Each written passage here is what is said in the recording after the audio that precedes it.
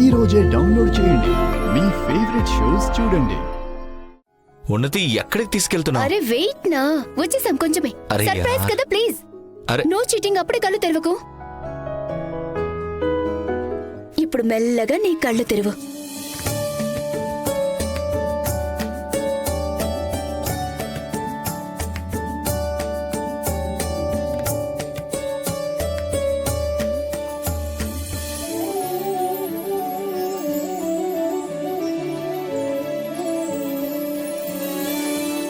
ఉన్నతి, ఇదంతా చాలా అందంగా ఉంది. ధ్రువ్ నిన్నటి నుంచి అన్ని ఏర్పాట్లు స్వయంగా ఉన్నతినే చేసింది. చూడు ఎంత అందంగా డెకరేట్ చేసిందో. తను చిన్న చిన్న విషయాల్ని కూడా చాలా జాగ్రత్తగా చేసింది. పైగా ఇది ఒక్కటే కాదు ధ్రువ్, మహాశివరాత్రికి ఉపవాసం చేస్తుంది. పైగా అసలు చీటింగ్ కూడా చేయలేదు. నీకు అసలు ఏమైంది ఉన్నతి? Stop it Dhruv. సరే మనం పూజకి ఏర్పాట్లు మొదలు పెడదాం. అయ్యో అక్క, ఏర్పాట్లన్నీ అయిపోయాయి కదా. ఏంటి అరే ప్రసాదం చేయవా ఏంటి? ప్రసాదమా? అరే కానీ చాలా ప్రసాదం తీసుకురావాలి కదా మరి. పద. ఉన్నతి, నీకు ఇవన్నీ చేయాల్సిన అవసరం లేదు. నిన్న రాత్రి నువ్వు ఆ ఆలూ కుర్మా చేసావు, అండ్ ఇప్పుడు ఇదంతా. నేను ఇవన్నీ చెయ్యాలనుకున్నాను ధ్రువ్. పెళ్ళైన తర్వాత ఇది మనకి మొదటి శివరాత్రి కదా. అండ్ నేనేం కోరుకున్నానంటే శివుడు అండ్ పార్వతీమాత మనల్ని ఆశీర్వదించాలని. సరే అలాగే. అయితే నువ్వు చెప్పు, నీకోసం నేనేం చేయగలను? నాలాంటి వేస్ట్ ఫెలో ఏదో ఒకటి చేయాలి కదా. నీకేం చెప్పమంటావు ధ్రువ్? పూజ అనే బాంబ్ మన మ్యారీడ్ లైఫ్ ని పేల్చేయడానికి రాబోతుంది కదా. ఇవన్నీ దాని నుంచి తప్పించుకునే ఏర్పాట్లే.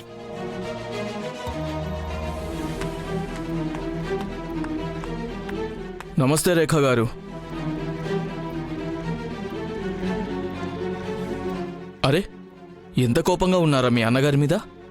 హాయ్ లేదు, హలో లేదు. నిజానికైతే నేనే కోపంగా ఉండాలి. ఏమీ తెలియని నా అమాయకపు భార్యను రెచ్చగొట్టి బుర్రపాటు చేసి నన్ను జైలుకు పంపించావు. కానీ చూడు, అన్నీ మర్చిపోయి నేను పూర్ణిమ మొదలుపెట్టబోయే కొత్త జీవిత ఆరంభంలో పాల్గొనమని ఆహ్వానిస్తున్నాను. అంటే ఏంటి మీ ఉద్దేశం? అదేంటంటే కొంచెం దూరం వచ్చేసింది నాకు ఇంకా నా భార్య పూర్ణిమకి మధ్యలో. ఆ దూరాన్ని తగ్గించడానికి ఏర్పాట్లు చేశానంతే. అప్పుడే నీలాంటి వాళ్ళు మళ్ళీ అడ్డుగోడలాగా మా మధ్యలోకి దూరిపోకూడదు కదా.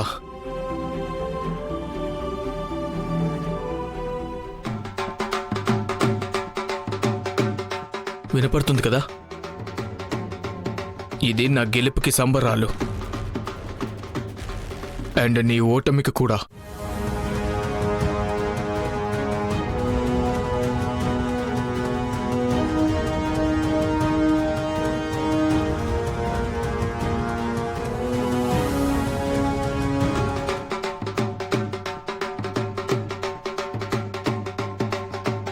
ఒక్క నిమిషం, మీ అందరినీ ఇక్కడికి రమ్మని ఎవరు చెప్పారు? వీళ్ళని ఇక్కడికి నేనే రమ్మన్నాను రాఘవ్.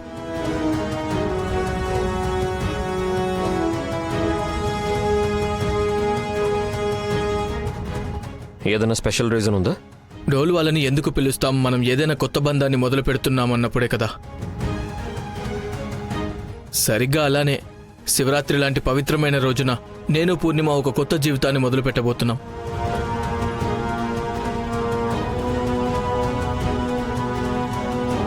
రా పూర్ణిమ.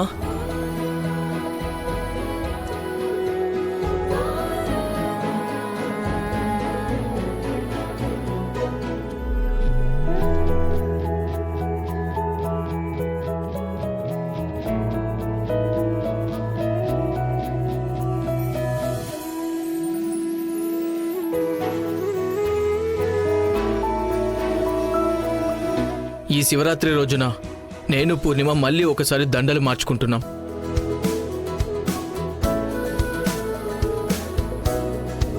అదేంటంటే పూర్ణిమ భర్త బయట నుంచి అయితే పాతవాడే, కానీ తన మనసు మారిపోయింది.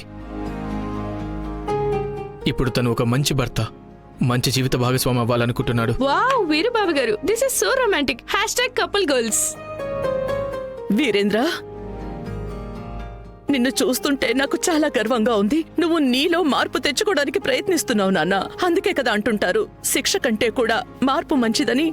అంతే కదా రాఘవ? పెళ్లిలో కూడా చాలా ప్రమాణాలు చేస్తారు కదా అత్తయ్య, కానీ వాటిని మనం గుర్తుపెట్టుకొని నిలబెట్టుకోవడం చాలా ముఖ్యం. నన్ను నమ్ము రాఘవ్.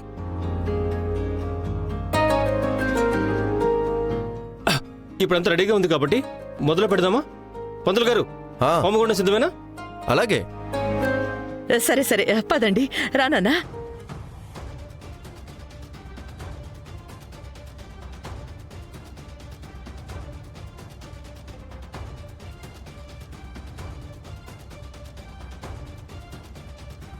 రాఘవ్, ఇదంతా రేఖ, వీరుబావ మనసారా ప్రయత్నిస్తున్నట్టయితే మనం తనని ప్రయత్నించనివ్వడం మంచిది.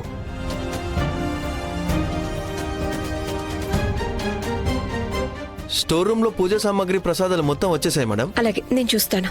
అయ్యో, నేను మర్చిపోయాను. స్టోర్ రూమ్ నుంచి రుద్రాక్షలు కూడా తీసుకురావాలి.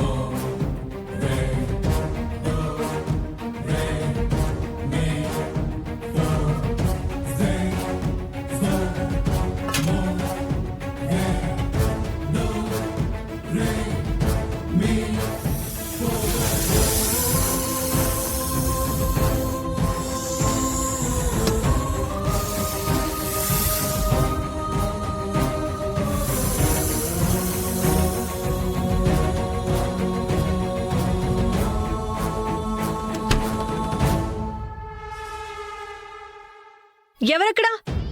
తలుపెందుకు మూసేశారు?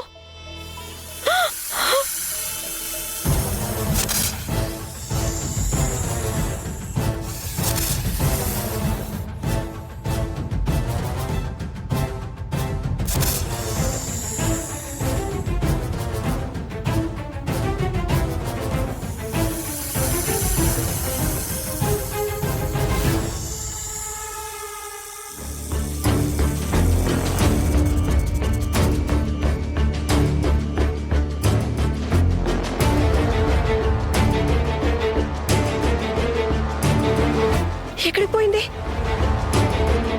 ఈ పాము ఎక్కడికి పోయింది?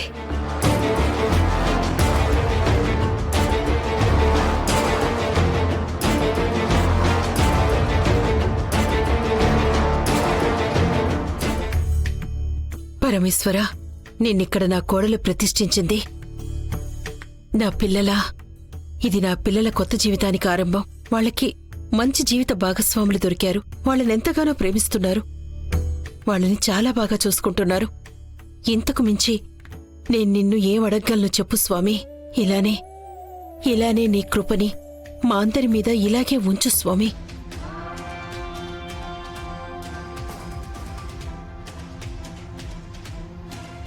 దీపం కొండెక్కడం మంచి సుఖనం కాదు.